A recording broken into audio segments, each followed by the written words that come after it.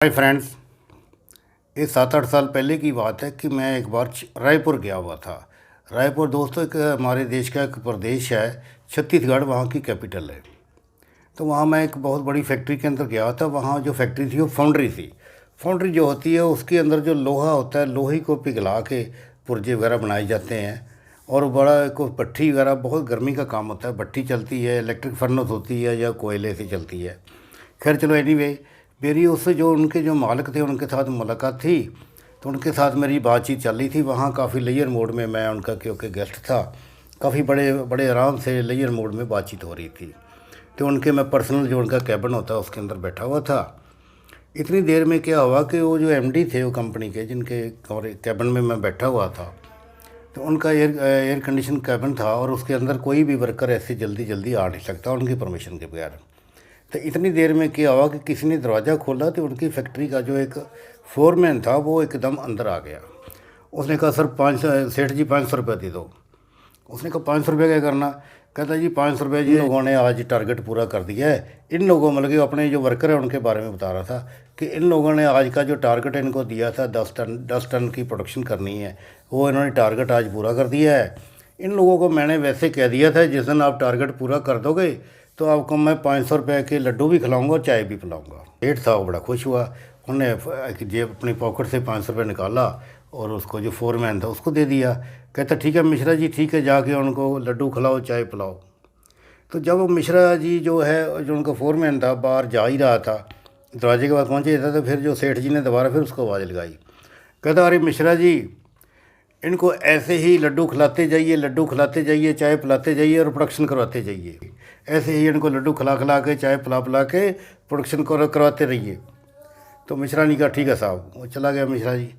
खैर वो तो चला गया, लेकिन मेरे को इस बात के ऊपर जो है बड़ा बहुत ही गहरा असर हुआ। अभी तक मुझे याद है, 8-9 साल पुरानी बात है। हालांकि बड़ी छोटी सी बात है लेकिन मेरे को बहुत बड़ी लगी। तो दोस्तों उसके बाद क्या हुआ कि जैसे हमारे पंजाब में एक बार इलेक्शन हो रहे थे असेंबली के, तो मैं उसका नाम नहीं लूँगा, किस किस कंस्टिट्यूंसी में इलेक्शन हो रहे थे। काफ़ी सेंसिटिव थी, काफ़ी वीआईपी कंस्टिट्यूंसी थी। तो उसके अंदर 2 पार्टियां थी। मैं कैंडिडेट का नाम नहीं बताऊंगा। एक कैंडिडेट था ए, एक था बी। हर गांव के अंदर इनके पंडाल लगते हैं बड़े बड़े, उसके अंदर चाय पकौड़े वगैरह, स्नैक्स वगैरह जो वोटर होते हैं सबको उनको दिए जाते हैं। तो वहाँ जो एक ख़ास गांव था उसके अंदर जो कैंडिडेट ए था उसी के ज़्यादा सपोर्टर थे, उनका ही गढ़ माना जाता था। ये भी माना जाता था कि 100% वोट इनको ही जाएगी, ए को ही जाएगी, बी को नहीं जानी थी। खैर हुआ कि वहाँ जो गांव के लोग हैं सभी इकट्ठे होके, एकदम सारे 200-300 लोग इकट्ठे होके जुलूस की शक्ल में ही वोट डालने जाते हैं। तो जैसे जुलूस की शक्ल में वोट डालने गए तो नेचुरली वो जो उनका अपना कैंडिडेट था ए, उसके पंडाल में गए। वहाँ जो चाय और पकौड़े ख़त्म हो चुके थे। तो उन्होंने कहा कि चाय पकौड़े तो यहाँ है नहीं। तो वहीं के वही जो जुलूस था, जो कैंडिडेट बी था उसके पंडाल में चले गए। जो बी कैंडिडेट था उसके पंडाल के अंदर चाय और पकौड़े काफ़ी सारे थे। सब लोगों ने खा लिए, बड़े खुश हो गए। सबको जितनी चाय पीनी थी, जितने पकौड़े खाने थे, सब खा लिए, अपना संतुष्ट हो गए। उसके बाद उन लोगों ने सब ने एकदम शोर मचा दिया कि हम तो इसी को ही वोट डालेंगे, क्योंकि इसने हमारे को चाय पिलाई, पकौड़े खिलाए, उसने नहीं खिलाए, उसके तो पकौड़े ही ख़त्म हो गए। हालांकि उसी की सपोर्ट करने आए थे, लेकिन एकदम उन्होंने पासा पलट दिया और जो कैंडिडेट बी था उसकी फेवर में सारे वोट चले गए। तो मैं बड़ा, जब मैंने उसके फिर जब टीवी वाले आए, टेलीविज़न वालों ने भी उनको इंटरव्यू पर पूछा, उनमें से एक जो वोटर था उसने तो शरेआम खुल्लम खुल्ला बोल ही दिया। कहता जी हम तो उसकी ए वाले की सपोर्ट में आए थे, लेकिन अभी सारे हमारे गांव वालों ने फैसला करा उसको कोई भी वोट नहीं डालेगा, बी वाले को डालेंगे, क्योंकि इसने हमारे को चाय पिलाएगा और पनीर के पकौड़े खिलाएगा, उसी को ही हम तो वोट डालेंगे। तो दोस्तों मैं बड़ा हैरान हुआ कि देखो, एक चाय के लिए, एक पकौड़े के लिए लोग सरकार बदलने का फ़ैसला कर देते हैं, जो कि इतना बड़ा फ़ैसला होता है जिसके लिए आपने एक एमएलए को चुना जाना है। एमएलए ने आगे जाके मंत्री बनना है या चीफ मुख्यमंत्री बनना है, तो एक चाय पकौड़े के लिए ऐसा हो जाता है। दोस्तों एक बात मैं और बताऊं, एक ऐसी ही एक घटना तीसरी हुई। वो उसके लिए मैं ऑलरेडी एक वीडियो भी बना चुका हूं।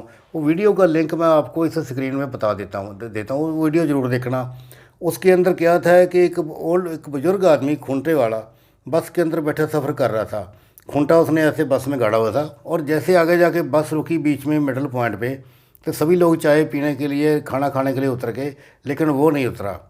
एक लड़के ने उसके ऊपर थोड़ी सी हमदर्दी आई उसको कि ये जो बुज़ुर्ग है बेचारा, इसको कोई नहीं पूछ रहा। वो वीडियो आपने पूरी तरह देखना, बड़ा मज़ा आएगा आपको। वो जो लड़का था वो उसके लिए सोचा ये बुज़ुर्ग बेचारा अकेला बैठा है, इसको ये भूखा होगा। बुज़ुर्ग वो जो लड़का था उसने एक चाय का कप बनवाया, एक ब्रेड पकौड़ा बनवाया, आके उस बुज़ुर्ग को दिया कि आप खा लो, आप नीचे नहीं उतरे, कोई बात नहीं, खा लो। बुज़ुर्ग ने कहा पैसे ले जाओ, उसने पैसे भी नहीं लिए।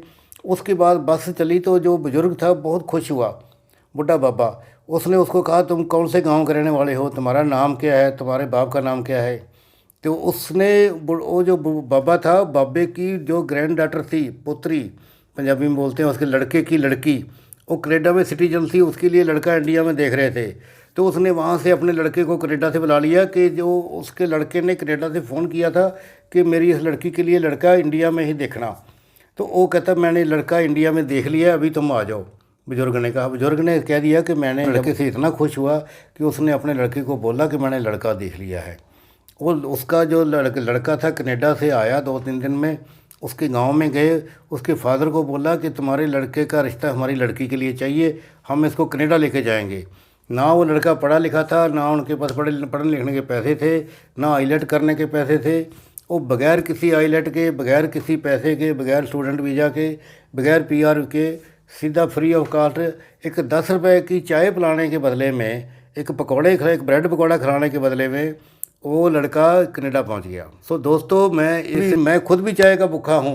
मेरे को भी अगर कोई चाय पकौड़े खिला देता है तो मैं भी कुछ भी कर देता हूँ, मैं किसी को क्या कहना है, क्योंकि मैं भी इंडियन हूँ, मैं भी इस देश का वासी हूँ, मैं भी ऐसा ही हूँ। मैंने कंप्यूटर लेना था, जो सेक्टर जो कंप्यूटर मार्केट है चंडीगढ़ में, मैं गया, काफ़ी सारे शोरूम मैंने विजिट करे, किसी सबसे रेट वगैरह पूछे, किसी ने मुझे बैठने को नहीं कहा, किसी ने मुझे पानी नहीं पूछा। एक शोरूम में गया जो कि मेरे को थोड़ा सा उनका एक एम्प्लॉई जानता था, वहाँ ले गया, वहाँ उनका मालिक आया, मालिक ने मेरे को हाथ मिलाया, मेरे को अपने पर्सनल कैबिन में ले गया, उसने मुझे चाय पिलाई, बिस्कुट खिलाए, मैंने वहाँ से कंप्यूटर परचेज कर लिया। कितने शोरूम में घूम के आ चुका था, किसी से नहीं लिया मैंने, क्योंकि किसी ने मुझे बैठने को बोला ही नहीं। उस बंदे ने जो मालिक था दूसरे जिसमें मैंने लिया, उसने मुझे एक चाय का कप पिला के मेरे को एक 40,000 रुपये का कंप्यूटर बेच दिया। सो दोस्तों, आज की वीडियो आपको कैसी लगी, ये तीनों चारों कहानियाँ आपको कैसी लगी, आपने कमेंट बॉक्स में ज़रूर बताना।